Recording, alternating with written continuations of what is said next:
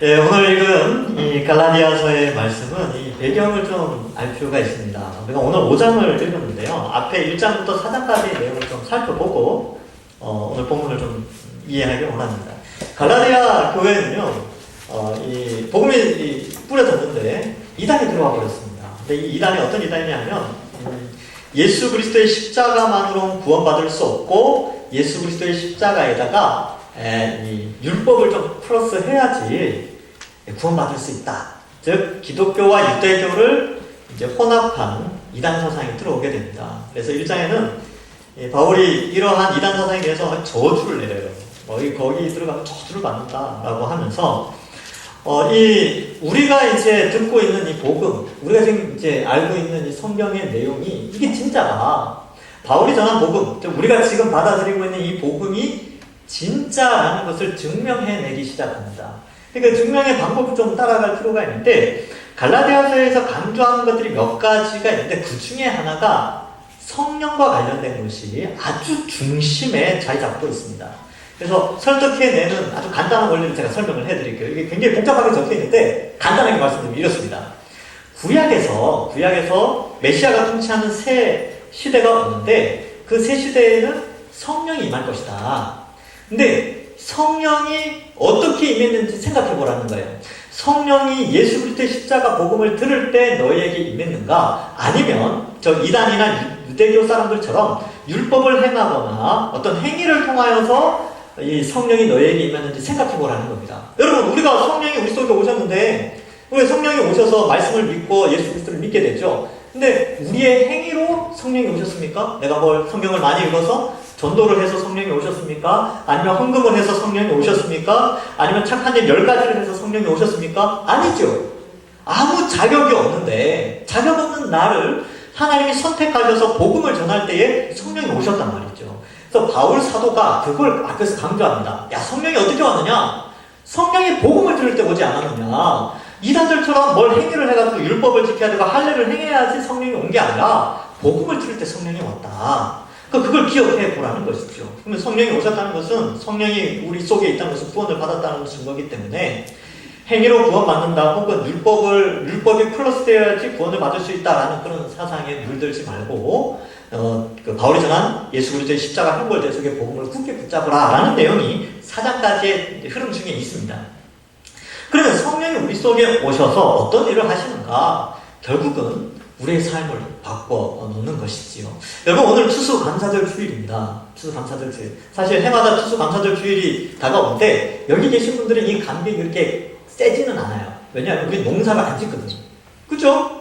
이렇게 농사 짓는 사람들은 막 봄부터 겨울부터 준비해서 피땀 흘리고 여름에 그 때끝이 나가서 막 제초제 뿌리고 막 그렇게 해서 열매를 딱 거둘 때 그 감격이 대단한 것인데 하나님 너무 감사합니다 이런 생각이 드는데 도시에 사는 사람들은 그런 감격이 별로 없어요. 혹시 이 가운데 농사 지시는 분들이 있나요? 예, 그런 분들은 조금 있을 수 있겠네요. 근데 보통은 이제 도시에 있는 분들은 이런 감격이 좀 적죠. 그러면 추수감사절을 왜 드리는가? 사실은 그런 눈으로 보이는 열매의 모습도 있지만 성경을 살펴보면 성경이 우리에게 요구하는 열매들이 있습니다. 사실 농사를 잘 지어라 이런 개념이 아니고 영적인 신앙의 열매를 맺는 농사의 일꾼으로 우리가 좀 생각을 해야 된다는 것이죠. 그래서 오늘 본문은 추수감사절 주일을 맞이하여서 우리가 지금까지 어떤 신앙의 열매를 맺어왔고 또 어떤 열매를 맺어가야 되는지에 대해서 많은 영적인 내용들을 제공하고 있습니다. 그래서 본문을 이런 배경 아래에서 그러면 성령이 우리 속에 오셔서 뭔가 일을 하시는구나. 그럼 그 성령과 함께 우리가 어떤 신앙의 농사를 지어야 되는구나 라는 관점을 가지고 본문을 살펴보기를 원합니다. 여러분, 농사를 지을 때는요 농법이라는 것이 있습니다. 농사법. 제가 중학교 때 다른 학교에서 기술 배우고 공업 배우고 기술 배우고 이럴 때 제가 아주 독특한 학교에서 중학교를 보냈어요. 농업을 가르쳤어요. 도시 중간에 있는 학교인데 농업을 가르치더라고요. 농업을 알아야 된다고 하여튼 그런 개념이었던 것 같아요. 근데 이제 농업을 이렇게 배우면서 제가 기억나는 게 좋은 열매를 맺기 위해서는요 나쁜 열매들을 빨리빨리 잘라내야 되고 주변에 그 과실수의 영양분을 뺏어가는 주변에 잡스러운 식물들이나 나무들은 다 잘라내야 됩니다. 농약을 뿌려가지고 이제 뽑아내는 것이죠. 이걸 제초 작업, 뭐 김맨다 뭐 이런 표현을 쓰더라고요. 이것처럼 우리 신앙에 있어서도요, 우리가 아주 좋은 하나님이 원하시는 신앙의 열매를 맺기 전에 나쁜 열매들을 솎아내는 작업이 필요합니다. 제초 작업을 뿌리는 것처럼, 잡초를 뽑아내는 것처럼 잘라내야 될 나쁜 열매들이 있어요. 근데 그게 성경에 여기 보면 15가지로 소개하고 있습니다. 그래서 19절부터 21절까지 15가지의 악한 열매들을 소개할 때 요걸 잘 잘라내면 됩니다. 요거 이제 우리 자신을 돌아보면서 아, 이런 거는 빨리빨리 없애야 되겠구나 이렇게 생각하시면 되는데, 첫 번째가 육체의 일은 분명하니, 여기 뒤에 나오는 성령과 좀 대조되는 개념이죠. 곧 음행과 더러운 것과 호색과, 요 세 가지는 10계명 중에 7계명과 연결되어 있습니다. 그래서 가늠하지 말라는 것과 관련해서 음행과 더러운 것과 호색이 나오는데, 이 음행이라는 것은 이제 가늠과 연결되는데, 음행은 이렇게 정의 내리시면 돼요. 부부 관계 외에 다른 모든 성적인 행위들. 그러니까, 이제 두 가지로 생각할 수 있죠. 결혼하기 전에 음행, 그리고 결혼한 후에 음행. 요 두 개로 나눌 수가 있습니다. 결혼하기 전에 음행이라는 것은 부부가 아님에도 불구하고 음행의 행동을 하는 거죠. 그러니까 오늘 이 불신사회에 보면, TV 드라마에 보면 그런 게 많이 나오죠. 드라마 주인공, 드라마 여주인공. 그리고 보면 이제 클럽 가서 이렇게 해가지고 막, 다음날 같이 일어나고 막 그런 장면들. 예, 그런 것들이 이제 음행이죠, 음행. 그러니까 결혼 전 음행에 해당되는 건데, 그러면 이제 젊은 사람들뿐만 아니라 나이 드신 분들도 마찬가지입니다. 이게 홀로 되신 분들도 있는데, 부부가 아닌데도 다른 사람과의 관계를 맺는 것은 하나님이 싫어하십니다. 예, 죄입니다. 끊어내야 돼요. 이런 열매들을 빨리빨리 잘라내야 됩니다. 이거 오래 놔두면 좋은 열매까지 다 갉아먹기 때문에 빨리 잘라내야 되는 것이죠. 그 다음에, 이제, 하여튼 결혼 전에, 이제 여기 청년들 좀 계시는데, 인식하셔야 됩니다. 이 부부 관계가 형성되기 전에 그런 관계들을 조심하셔야 돼요. 그래서 부부 관계가 언제 형성되는가? 보통 일반 사회에서는 혼인신고를 기준으로 합니다. 혼인신고. 그러니까 혼인신고 전에 그렇게 하면 안 되는 거죠. 그리고, 또, 우리 기독교에서는 혼인신고는 나중에 하더라도 결혼식을 아주 중심에 두고 있죠. 왜냐하면 결혼식에 성부, 성자, 성령의 이름으로 성혼을 선포하기 때문에 그렇습니다. 그래서 결혼식이 아주 중요하죠. 그래서 결혼식과 혼인신고의 어떤 그런 절차 이외에 그 이전에 일어나는 것들에 대해서는 우리가 경계를 해야 돼요. 멈추셔야 됩니다. 그래서 혹은 이 가운데 목사님 과거에 이렇게 이야기하시는 분들이 있어요. 안 하시는 분들이 대부분이지만 혹시나 그런 마음이 있다면 여러분 회개하셔야 됩니다. 이미 회개할 시기가 지나지 않았습니까? 라고 생각하는데 아니요. 과거에 그런 경험이 있었는데 회개한 적이 없다면 오늘 이 시간에 회개하셔야 됩니다. Right now! 바로 지금. 하나님, 내가 예전에 그랬습니다. 하나님, 용서해 주십시오. 여러분, 그러면 하나님이 용서해 주십니까? 안 용서해 주십니까? 용서해 주시죠. 하나님 회개하고 작업하는 자들 다 받아주십니다. 그러니까 그러한 죄를 지었다면 하나님 회개하시면 되고, 또 자녀들을 양육하실 때, 우리 청년들을 양육하실 때에 이런 부분에 대해서 에이, 그럴 수 있지 뭐 이렇게 넘어가지 마시고 경고해 주셔야 됩니다. 야, 그거 하나님 앞에 죄다. 그렇게 하면 안 된다. 가르쳐줘야 됩니다. 안 가르쳐주니까 그런 거예요. 그래서 가르쳐줘야 되고, 그리고 잘 이렇게 절제를 가르쳐야 되겠죠. 그 다음에 혼인 후에 가늠도 있어요. 혼인 후에 결혼을 했는데 남편과 아내가 있음에도 불구하고 다른 남자, 다른 여자, 다른 남자가 기혼자일 수도 있고 미혼자일 수도 있어요. 그런 사람과의 관계를 맺는 것은 가늠이죠. 예, 음행이죠. 음행.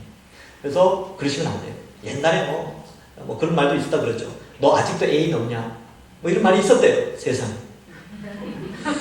그래서 이제 저도 실제로 이제 그런 분을 만나봤습니다. 제가 깜짝 놀랐어요. 그러니까 이제 기러기시거든요. 기러기 아빠. 그러니까 외국에 자녀하고 아내를 보내고 있는데 너무 외로워서 애인을 뒀대요. 그래서 제가 이제 옳지 않습니다. 이야기했는데 별로 안 좋아하시죠. 그래서 비록 성적인 관계를 맺지 않는다 할지라도 그런 관계가 없는 애인이라 할지라도 그것은 아주 하나님 앞에 죄입니다. 입장을 바꿔놓고 생각해보세요. 아내를 외국에 보내는데 아내가 성적인 관계를 맺지 않지만 애인을 두고 있다. 기분 좋겠습니까? 안 좋겠습니까? 열받죠. 당장 날아가야죠. 하나님도 똑같습니다. 하나님도 열받으시죠. 그러니까 이런 것들을 좀 잘해서 여러분이 하나님께서 이 부부관계 안에서 주신 귀한 선물이지 않습니까? 그 부부관계라는 것이. 이 선물을 아끼고 잘 지켜야 되지 이걸 함부로 해서는 안 되는데 뒤에 나오는 더러운 것, 호색, 비슷한 연관된 단어들입니다. 그래서 더러운 것이라는 것은 방탕한 삶, 방종스러운 불순함 이런 뜻이 있고, 호색이라는 단어는 뭐 아셀게이아라고 해서 아주 유명한 단어인데 sensuality라고 해서 뭐 음탕, 육체적인 쾌락과 관련된 것이죠. 그래서 이런 사람들은 성적인 것에 상당한 관심과 집착과 머리 회전이 잘 돌아간다라고 단어사전에 기록되어 있어요. 그런데 아주 비상한 사람들이 있죠. 이런 죄를 짓는 아주 비상한 사람들이 있어요. 하나님의 심판이 있습니다. 회개. 그리고 음란 패스를 좋아하시는 분들이 있어요. 절대 하십시오. 부부관계 외에는 어디 알아서 이렇게 그리스도인들은 그러면 안 됩니다. 그래서 이렇게 거룩을 나타내야 되겠지요. 그래서 이런 것들은 나쁜 열매니까 끊어내야 되고, 바로 지금, 오늘, 이전까지는 뭐 하나님 믿지 않습니다. 지금이 중요합니다. 지금. 과거에 몰라요. 하여튼 저는 모릅니다. 과거는 중요하지 않아요. 지금 회개하셔야 돼요. 지금 오늘 모든 걸 끊어내야 돼요. 그래서 여기 아주 중요하고요. 그 다음에 20절 이하에서는, 20절에서는 이제 우상숭배와 추술에 관해서 나오는데, 이거는 10계명 1계명과 2계명과 연결되어 있지요. 우상숭배와 추술은요, 하나님이 미워하시는 겁니다. 우상숭배는 두 가지로 좀 생각해 볼 수 있는데, 나무, 산, 강, 돌, 각종 동물, 즉 피조물을 숨기는 거예요. 창조주를 숨기는 것이 아니라 피조물을 신이라고 생각하고 숨기는 이러한 것들은 다 죄라는 것을 말씀하고 있습니다. 여러분들이 다 회개하셨죠? 이미 다 끊어냈죠. 근데 예수님 믿고 나서도 덩치로 다니시는 분들이 있어요. 이거 하나님 싫어하십니다. 회개하셔야 돼요. 여러분, 오늘의 운세 혹시 앱 깔려 있습니까? 지우세요. 빨리 지우세요. 혹여나 신문이나 뭐 이런 거 이렇게 보면서 인터넷에 들어가서 절대 보지 마세요. 하나님이 극도로 싫어합니다. 이거 이제 나중에 설명할 기회가 있겠는데, 이건 운명론이라고 해서 하나님이 인간에게 정해놓은 삶의 규칙에서 벗어나는 것입니다. 그래서 미래를 알려고 하는 것은 하나님의 권위를 초월하여 월권을 하는 거기 때문에, 하나님은 인간이 하나님이 허락한 미래가 아닌 개인의 미래를 아는 것을 금지시켜놨어요. 근데 그걸 알려준다라고 할 때는 신적 권위에 도전하는 거기 때문에, 구약시대 때는 다 돌맞아 죽었어요. 신약시대 때는 뭐 그런, 지금 그렇지 않지만 그리스도인들은 그렇게 살면 안 됩니다. 궁합 보시는 분들 있어요? 궁합, 자녀들 결혼시킬 때 궁합 보시는 분들 회개하십시오. 궁합 보시면 안 됩니다. 그러시면 안 돼요. 그건 다 운명론이고 마귀가 장난치는 겁니다. 그런 거 없어요. 예수 믿는 사람들은 그런 거 보지 않습니다. 신앙을 바라보고 영원한 하나님 나라를 바라보면서 출발하는 거기 때문에 하나의 정해진 운명 가운데서 뭐 이런 거 없습니다. 그런 거 하지 마세요.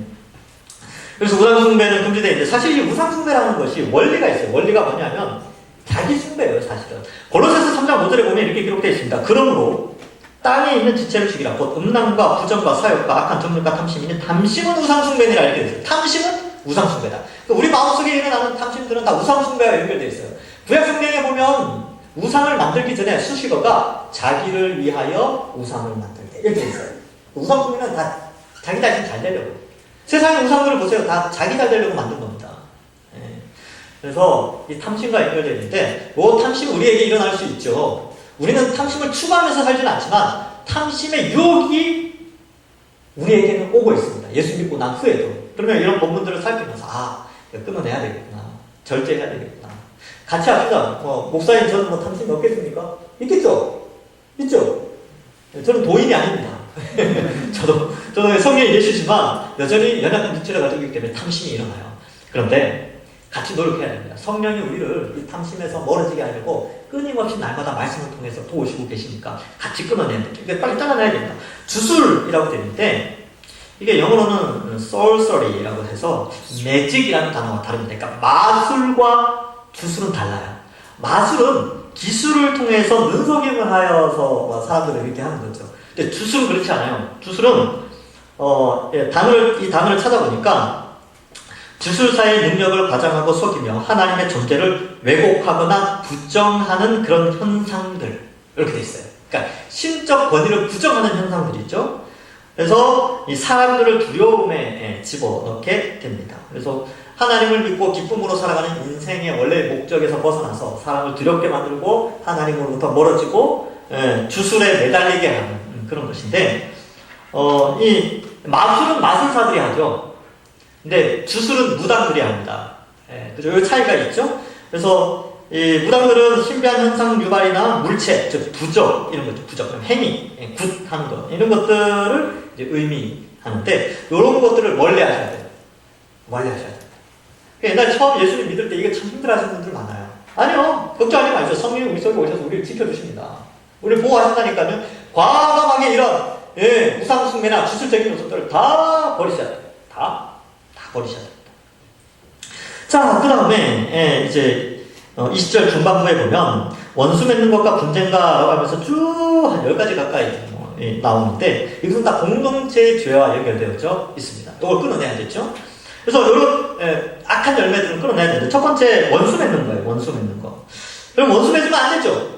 공동체 안에서 원수 맺으면 다 안 됩니다. 여러분 좌우에 계신 분들이 다 예수님의 십자가 보혈의 형벌 속에 은혜로 구원받는 사람들이에요. 맞죠? 좌우에 계신 분들 다 예수님의 피로 구원받은 사람이에요. 그러면 그 사람과 원수를 맺는다는 것은 결국 그 사람이 예수님을 머리로 한 몸의 그리스도의 몸인데 그리스도의 몸인 교회의 한 형제 자매와 원수 맺는다는 것은 결국 예수님과 원수 맺는 겁니다. 그래서 원수 맺으면 안 돼요. 빨리 푸셔야 됩니다. 빨리. 물론 이제 살아온 환경에 따라서 좀 다를 수는 있죠. 문화적 코드가 다르고 환경이 다르고 그런 건 있을 수 있어요. 근데 원수 맺어서는 안 됩니다. 화가 나고 불이 난다면 빨리 푸셔야 돼요. 그래서 믿음이 센 사람, 믿음이 강한 사람이 보통은 먼저 이런 말을 하죠. 미안하다. 내가 잘못했어. 믿음이 센 사람이 이 말을 하는 거예요. 그러면 자기가 믿음이 세다고 생각하면 이 말을 잘해야 됩니다. 지는 게 아니고 이기는 겁니다. 그래서 분쟁이 있을 때 미안하다. 잘못했다. 억울해도 그렇게 하는 겁니다. 예수님은 얼마나 억울하셨겠어요. 그죠? 근데 그렇게 그러니까 원수를 빨리 풀어야 되는 겁니다. 그래서 원수 맺는 것은 금지. 지금 미워하는 분들이 있습니까? 마음속으로 빨리 푸셔야죠. 빨리 용서하십시오. 그러면 됩니다. 그다음 분쟁도 마찬가지죠. 그리스도의 몸인데 그리스도의 몸에 분쟁이 있으면 됩니까? 안 됩니까? 왼팔과 오른팔이 싸우고 됩니까? 안 됩니까? 안 되죠. 왼팔과 오른팔이 싸우고 있어요. 저 어디로 가야 됩니까? 병원 가야 돼요. 뭔가 잘못됐어요. 몸이 이상한 거니까. 그래서 싸우면 안 돼요. 분쟁이 일어나면 안 됩니다. 그 다음에 시기라는 게 나오는데 이 시기라는 단어는 요건 이제 교회 공동체 안에 있으니까 언제 시기가 일어나냐면 하나님의 은사와 섭리를 부정할 때 이 일이 일어납니다. 이게 무슨 말이냐면 여러분 하나님은 우리 각 사람을 다양하게 배치를 시켜놨어요. 교회 안에서뿐만 아니라 사회에서도 마찬가지입니다. 사회 곳곳에 우리를 배치시켜놨죠? 왜요? 하나님 영광 드러내고 복음 전하라고. 어떤 사람 좀 높은 위치, 어떤 사람 좀 낮은 위치. 이거는 배치의 문제지 이게 성공과 실패의 문제가 아니고 부와 가난의 문제가 아니에요. 하나님께서 우리를 각 은사대로 삶의 곳곳에 배치를 시켜놨어요. 그런데 우리가 언제 시기가 일어나냐면 하나님이 그 사람을 그곳에 배치시켰다는 것을 생각하는 것보다 나보다 잘된 것에 대한 질투감 때문에 시기를 한단 말이죠. 근데 그러한 시기심이 들 때마다 계속 생각하셔야 돼요. 하나님은 저 사람은 저 위치에, 나는 이 위치에 보내셨다. 이건 하나님이 보내신 것이다. 이 개념이 있으면 시기와 질투가 있을 수 있겠습니까? 없겠습니까? 없죠. 극복할 수 있죠. 그래서 여러분 남이 잘 되잖아요. 교회 안에서 누군가 잘 된다. 막 흔히 말하는 세속적 성공의 길을 걸는다. 그러면 하나님이 저 사람은 저 위치에 둬서 사명을 주셨구나. 이렇게 생각하시면 돼요. 나는 이렇게 잘 안 되는가? 안 되는 게 아니라 내가 안 되는 그 위치에서 복음을 전하도록 하나님이 그렇게 부르셨다니까요. 누구는 거기에 가야 될 거 아닙니까? 그죠? 그러니까 거기 갈 만한 사람을 딱 뽑아가지고 그걸 배치시키신 거예요. 그러니까 이 개념이 아주 중요하죠. 여러분 여기 앉아 계시는데 여러분 동산교회 여기 앉아 계시잖아요. 여러분 여기 앉아 있는 이유가 있습니다. 하나님 여기 배치시켜 놓은 이유가 있어요. 저도 마찬가지죠. 제가 원해서 온 것처럼 보이지만 아니요. 하나님이 보내셨기 때문에 제가 여기 있는 겁니다. 저도 그 생각이 있어요. 제가 함부로 할 수 없죠. 하나님 보냈으니까. 여러분들에게도 함부로 제 말 대할 수 없죠. 하나님 여기에 여러분을 배치시켜놨으니까. 그러니까 시기와 질투는 금지예요. 왜냐하면 하나님께서 배치시킨 걸 부정하는 거기 때문에. 하나님의 주권을 부정하는 거기 때문에 그렇습니다. 그래서 시기하지 않아야 되죠. 그 다음에 분냄과 방짓는 것, 분열함. 이게 이제 같이 가는데 화가 분내는 것은 절제하지 못함을 의미합니다. 보통 이제 언제 분내냐면 자존심 상할 때, 인정받지 못할 때 분을 많이 내는데 예수님은 얼마나 자존심 상했겠습니까? 창조주 하나님이신데 주먹으로 맞고 피 흘려주시고 침뱉음 당하고 조롱 당했죠. 근데 우리가 예수 그리스도와 연합된 자예요. 그리스도의 몸인데 우리 자존심 상해도 참읍시다. 분내지 말고.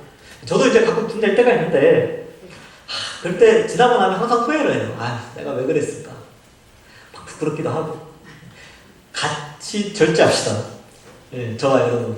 예, 분내는 것을 빨리. 그래서 에베소서에 살폈죠? 분을 내되, 날 수는 있죠. 근데 언제까지요? 해가 지기까지 분을 품지 말고. 이렇게 되어 있습니다. 빨리 풀라는 것이죠. 근데 이게 분이 오래 가면, 이 당짓는 것과 연결되어 있어요. 그리고 분열함과 연결되어 있죠. 당짓는다는 것이 뭐냐면, 이 단어 자체를 찾아봐서, 당짓는 게 뭐냐? 이게 뭐, 정치활동인가? 제가 찾아봤는데, 이 헬라어 단어 사전에 이렇게 되어 있습니다. 비열한 본성에 의한 천한 이기주의. 이제 저급한 이기주의. 이런 의미가 있어요. 그래서 자기 욕심을 따라서 사람들 세력을 모아서 분열을 일으키는 그런 현상이죠. 그러면 뭐 하여튼 그런 거예요. 그래서 이런 것들은 이제 자기 중심적, 자기 보고 본능, 자기 방어 기제라고 하는데 저급한 이기주의에서 나온 거랍니다. 그러면 좀 절제를 해야 되겠죠? 그 다음에 분열함. 그리스도의 몸된 교회죠. 그리스도를 머리로 한 몸, 한 공동체입니다. 근데 분열이 있으면 안 되겠죠. 아프겠죠. 하나님은 얼마나 아프시겠습니까? 근데 감사한 것은 우리 그래도 동산교회는 분열이 없었죠. 서로 간에 약간의 의견의 차이는 있을 수 있지만 완전히 막 교회가 갈라진다든지 이런 건 없었단 말이죠. 그러면 진짜 여러분 감사한 일입니다. 이게 하나님의 은혜예요. 또 여러분들의 눈물의 기도의 결과라고 저는 생각합니다. 제가 감사해요. 하나님 이렇게 좋은 교회 온 게 너무 감사합니다. 너무 감사합니다. 예, 그래서 이 분열하지 않는 이유는 우리가 다 그리스도를 머리로 한 한 몸 공동체다. 요 개념이 있으면 분열하지 않습니다. 자, 그 다음에 이제 이단이 나오는데 이 이단은 종교성을 가진 논리적 학문 이런 뜻이 있어요. 그러니까 여러분 이단들이 그냥 무턱대고 이단이 아니죠. 걔네들도 나름의 논리가 있어요. 그래서 이단에 빠져드는 거죠. 왜냐하면 미혹할 만한 논리가 있으니까. 가짜 논리예요, 가짜 논리. 그래서 이런 이단들을 조심해야 합니다. 근데 사실 진리에 서서 보면 그 가짜 논리가 얼마나 한간한지 몰라요. 근데 이 미혹의 영이 활동을 해서 이런 것들을 넘어가게 하는데 조심해야 돼요. 다 잘라내야 돼요. 예. 그래서 이런 것들, 잘못된 것들인데 여기 이단 이렇게 되어 있는데 사실은 거짓 사상들, 철학 이런 것들도 포함됩니다. 시간이 많이 없는데 빨리 하겠습니다. 그 보면 이제 투기와 투기는 시기에 폭력성이 더해진 거고요. 술 취함과 방탕은 항상 같이 가요. 로마서 13장 13절에 보면 낮에와 같이 간정히 행하고 방탕하거나 술 취하지 말며 음란하거나 호색하지 말며 다투거나 시기하지 말고. 누가복음 21장 34절에도 이렇게 나왔죠. 예수님께서 너희는 스스로 조심하라. 그렇지 않으면 방탕함과 술 취함과 생활의 연유로 마음이 둔하여지고 뜻밖의 그날이 덕과 같이 너희에게 임하리라. 여기 보면 이제 술 취함과 방탕이 같이 가요. 같이 가죠. 그리고 성경 곳곳에서 술 취하는 것과 방탕함이 같이 이렇게 나는데 이 방탕이라는 단어를 찾아보니까 역사적 배경이 그렇습니다. 이게 배경이 있어요. 2000년 전에 술신을 섬기면서 밤늦게까지 길거리를 돌아다니는 그런 문화가 있었대요. 그래서 밤늦게까지 지체하며 취흠을 탐닉하는 연회와 술잔치 이런 개념이 있대요. 이 방탕함이. 그러니까 여러분 어떤 사람이 그래요. 끊임없이 묻죠. 목사님 술 마셔도 됩니까? 안 됩니까? 제가 여러 번 들었습니다. 그래서 이런 본문들을 보십시오. 성령이 우리 속에 있다면 성령이 말씀을 통해 역사하신다면 이 본문을 딱 읽었을 때 어떻게 해야 됩니까? 자연스럽게 판단이 되어지죠. 네. 마시면 안 되죠. 절제하십시오. 네, 절제하시고 노력 한번 해보십시오. 노력. 성령이 속에 있으니까 성령이 감동을 한번 용기를 내보십시오. 어렵다고 하는데 그럴 수 있죠. 어려울 수 있죠. 사람마다 신앙의 정도가 다르기 때문에 그렇습니다. 어려울 수 있는데 한번 이제 이쯤에서 한번 용기를 내보시는 것도 좋습니다. 사회에 나가서 한번 이야기해보세요. 나 안 하겠다. 나 잠받지 않고. 대신에 이제 그런데 참석하셔서 챙겨주세요. 술 취한 사람도 잘 챙겨주고 택시 태워보내고 토하면 등도 떨어주고 이렇게 해서 그리스도인들이 그런 곳에서 선한 영향력을 또 해야죠. 술값 n분의 1 한다고 그러면 난 안 마셨는데 난 안 내! 이렇게 하지 말고 같이 내고 그렇게 하는 거예요. 네. 자, 그래서 이러한 것들을 경계하는 것이 이거는 하나님 나라에 들어가기 합당하지 않으니까 다 잘라내야 될 열매들입니다. 그럼 우리가 맺어야 될 열매는 무엇입니까? 22절부터 나오죠. 근데 앞에는 15가지가 나오는데 우리가 맺어야 될 열매는 9가지가 나와요. 첫 번째 성령의 열매는 이렇게 나오죠. 사랑입니다. 사랑. 첫 번째 사랑. 이 사랑이라는 단어가 5장에서만 4번이 나와요. 5장 6절에 사랑으로 역사하는 믿음 이렇게 나오고 13절에는 오직 사랑으로 서로 종노릇하라 라고 나옵니다. 그리고 14절에는 내 이웃 사랑하기를 내 자신과 같이 하라. 그리고 이제 22절 본문에는 성령의 열매는 사랑이라고 표현하고 있죠. 그러면 이 사랑은 결국 예수 그리스도의 십자가 사랑이죠. 이 예수 그리스도의 십자가 사랑은 갈라디아서 2장 20절에 나옵니다. 십자가에서 우리를 위하여 대신 죽어주신 그 사랑이죠. 그 사랑이 있다면 우리는 사랑할 수 있습니다. 그리고 그 사랑을 기억한다면 이웃을 사랑하는 것이 가능해지는 것이죠. 그런데 조건이 하나 있죠. 뭐냐면 5장 6절에도 나오는데 사랑으로 역사하는 믿음, 그리고 13절에도 오직 사랑으로 서로 종노릇하라 이런 표현이 나옵니다. 여러분, 사랑은 역사하는데 수고함이 종노릇하는 것과 같은 수고가 있다는 거예요. 여러분, 종들이 얼마나 피곤합니까? 그죠? 사랑을 실천하는데도 피곤함이 있다는 거예요. 수고함이 있다는 거죠. 그래서 주의 몸된 교회를 사랑하기 위해서는 고생해야 됩니다. 수고해야 돼요. 그죠? 사랑은 수고하는 거예요. 자식 사랑하십니까? 자식 안 사랑하는 부모가 일반적으로는 없죠. 자식을 사랑하면 어때요?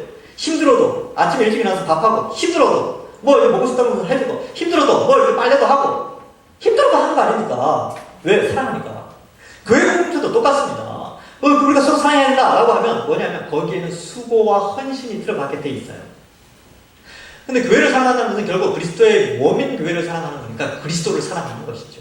하나님 사랑이 이웃 사랑으로 나타나는 겁니다. 그럼 이제 연말 되면 이런 생각만 해요. 난 내년에 이거 안 해. 난 내년에 이거 안 할 거야. 힘들어. 뭐 그럴 수 있죠. 찬양 배우들.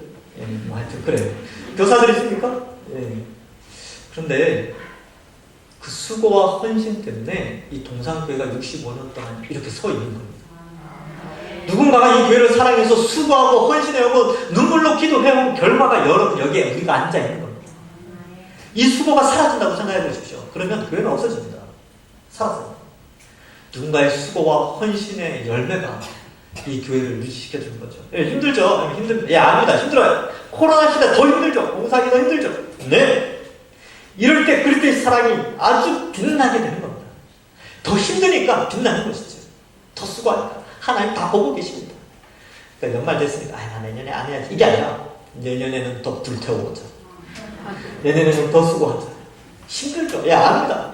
저도 압니다. 제가 말을 안 해서 다 압니다. 힘들죠. 하나님은 더 잘하십니다. 그 10년까지 다 하시니까 여러분 내년에도 수고해 주십시오. 이게 열매, 성령의 열매. 자, 그 다음, 이제, 그다음부터 좀 이제, 빠르게 나갑니다. 희락과 화평. 이건 이제 비슷한 건데, 희락은 기쁨이죠? 화평은 행복한 거예요. 그래서, 그리스도인들은 늘 기쁨이 있죠. 예수님 때문에 구원받았으니까, 영원한 천국이 우리에게 보장되어 있으니까 기쁘잖아요. 여러분, 로또 50억 당첨됐다고 생각해보세요. 그리고 내일 찾아요, 월요일날. 내일 이제 은행 가서 50억 찾는다. 그럼 오늘 기쁘겠습니까? 안 기쁘겠습니까? 오늘 기쁘죠? 영원한 로또와는 비교할 수 없는 영원한 새하늘과 새 땅의 하나님 나라가 우리에게 보장되어 있고 그것을 바라보면서 생을 살아간다면 기쁩니까? 안 기쁩니까? 기쁘죠? 그래서 그리스도인들 표정이 밝아야 돼요. 연습하십시다. 자, 웃어볼까요? 저는 옛날에 막 연습하고 그랬어요. 그래, 그리스도인이 표정이 밝아야 된다. 근데 젊을 때도 지금도 젊지 말고 죄송합니다. 제가 청년부 때 저를 가르쳤던 목사님 그랬어요. 그리스도인은 표정이 밝아야 된다. 집에 와서 연습 좀 해라. 그래서 진짜로 그 말에 순종해서 거울 보고 연습했습니다. 진짜로. 이게 거울 보면서. 그리고 연습을 했다니까요. 그러니까 표정이 밝아졌으면 표정이 밝아요. 희락. 우리에게 희락이 있잖아요. 영원한 천국이 있으니까. 평강은 그런 거죠. 걱정, 근심, 염려 없는 건데 사실 인생을 살아가면서 염려 없는 사람이 어디 있겠습니까? 근데 염려를 주께 맡기니까 이게 평강으로 돌아오죠. 그래서 기도하면서 걱정과 염려를 주님께 맡길 때 평강이 찾아옵니다. 오래 참으면 인내라고도 하는데 오래 참아야죠. 이게 단순히 오래 앉아있는다, 더위를 잘 참는다, 추위를 잘 참는다 그런 인내 말고 사랑을 세우기 위한, 교회를 세우기 위한 신앙의 열매를 맺기 위해서는 우리가 오래 참아야 되죠. 전도하고 양육하고 성숙하기 위해서는 오래 참는 것이 우리에게 필요합니다. 자비는 여기 kindness, 선한 행동을 의미하는데 뒤에 나오는 양선과 연결됩니다. 양선은 도덕적 탁월함이고 선한 양심과 연결되어져 있습니다. 그래서 디모데전서 1장 5절에는 이 교훈의 목적은 청결한 마음과 선한 양심과 이렇게 기록되어 있고 히브리서 13장 18절에는 우리를 위하여 기도하라 우리가 모든 일에 선하게 행하려 함으로 우리에게 선한 양심이 있는 줄 확신하노니 이렇게 되는데 이 착한 양심, 선한 양심이 바로 자비와 양선으로 연결됩니다. 그래서 그리스도인들은 착해야 돼요. 착한 양심이 있어야 돼요. 양심에 구멍 났다, 양심에서 냄새 난다 이런 말 안 들어야 되고 자기 자신을 살필 때도 그래야 됩니다. 그리고 이제 충성이죠. 충성은 변하지 않는 것인데 어떠한 상황이 있어도 그리스도의 십자가를 꾸준히 바라보는 성향입니다. 그래서 코로나가 다가와도 예수님 믿고 예배 잘 드리고 성경 읽고 기도하는 그런 모습이죠. 그리고 앞으로 여기 인생 살면서 고난이 얼마나 많겠습니까? 그럼에도 불구하고 신앙을 포기하지 않는 거예요. 예수님 붙잡고 살아가는 거. 이게 충성이에요. 충성. 기도가 안 이루어진다고 나 예수 안 믿어 이렇게 하지 마세요. 나 저 사람과 안 맞아. 나 신앙생활 안 할래. 이렇게 하지 마세요. 성령이 우리를 끝까지 붙잡으십니다. 그럴 수 있죠. 힘들 수 있죠. 힘들 수 있는데 그러나 이 말씀을 생각하면서 그래 충성하자. 이 열매를 이 신앙의 열매를 맺어가야 합니다. 그 다음에 온유와 절제. 온유 절제도 같이 설명하면 그런 거죠. 온유는 잘 길들여진 그런 상태. 우리 죄성이 길들여져서 선한 행동을 하는 것이고 절제는 셀프 컨트롤 이런 뜻이 있는데 육체의 정욕, 안목의 정욕, 이생의 자랑, 세상의 풍속, 공중권세 잡은 자를 따르는 마음, 육체와 마음의 소욕들을 절제하는데 여러분 이 열매들은 사실 우리 내면에서 만들어내는 게 아니라 성령에 의해서 만들어지는 것입니다. 그래서 내면에서 생겨나는 인간이 자연 발생으로 능력을 나타내서 만들어지는 게 아니라 외부에서 주입되는 성령을 통하여서 맺어지는 열매예요. 여러분 농사 짓는 분들은 이건 잘 압니다. 자기 힘으로 아무 농사를 잘 지으려고 해도 하늘에 비가 내리지 않으면 햇볕이 비춰지지 않으면 열매는 안 익어요. 똑같은 원리죠. 우리 열매, 신앙의 열매도 하나님 성령이 우리 속에 있지 않으면 또 하나님 도우시지 않으면 열매를 맺을 수가 없습니다. 그래서 우리 늘 하나님을 의지하면서 이 열매를 맺고 이 열매가 맺어진다고 해도 그만해서는 안 되죠. 왜냐하면 하나님 주신 거니까. 그래서 겸손하게 이 열매를 소망하면서 살아가야 합니다. 그럼 25절에 이제 결론으로 보면 우리가 성령으로 살면 동안 성령으로 행할지니 이렇게 되어 있는데 제가 주보에 영어를 좀 적어놨어요. 16절에도 이 표현이 나오는데 16절에는 walk by spirit 이렇게 되어 있어. 성령과 걷는다. 성령과 함께 걷는다. 성령과 옆에 걷는다. 이런 의미가 있고 25절에서는 keep in step이라는 단어를 써서 발맞추어 걷는다. 이런 개념이 있어요. 성령과 발맞추어 걷는다. 여러분 마음에 맞는 사람과 두세 시간 이야기하면 두세 시간이 한 20분, 10분처럼 여겨지죠. 금방 지나가죠. 똑같습니다. 우리가 성령과 발맞추어서 제시 훈련하시 왼발 오른발 왼발 오른발 왼발 오른발 이렇게 성령과 발맞추어 가는 것은 우리에게 행복을 가져다 주는 것이죠. 그래서 성령과 함께 발맞추어서 행해야 된다. 그러할 때 이 신앙의 열매가 맺어진다는 것을 우리에게 말씀하고 있습니다. 말씀을 맺습니다. 여기 앉아 계신 모든 분들 악한 열매들은 다 잘라내시고 바로 오늘 이 시간 잘라내시고 이제 성령을 통하여 발맞추어서 선한 신앙의 열매들을 맺어서 정말 기쁨이 넘치는 또 신앙생활 즐거움이 넘치는 신앙생활을 하면서 하나님께 영광 돌리시는 모든 주의 백성 되기를 주님의 이름으로 간절히 축원합니다. 기도하겠습니다. 하나님 감사합니다. 어쩌면 악한 열매를 맺으면서 살아갈 수밖에 없었는데 예수 그리스도의 형벌대속의 십자가 복음을 통하여서 이제 성령의 열매를 맺으며 아름다운 농사를 지으며 살아가는 그런 자들로 세워주시니 감사합니다. 이제 제약된 것들 오늘 이후로 다 끊어내고 이제 성령을 통하여서 선한 열매들 많이 맺어가는 모든 주의 백성들 되게 축복하여 주옵소서. 성령과 발맞추어가는 재미있는 신앙생활을 하게 하여 주실 줄 믿사옵고 예수님의 이름으로 기도하옵나이다. 아멘. 우리 찬송가 591장 찬송하겠습니다.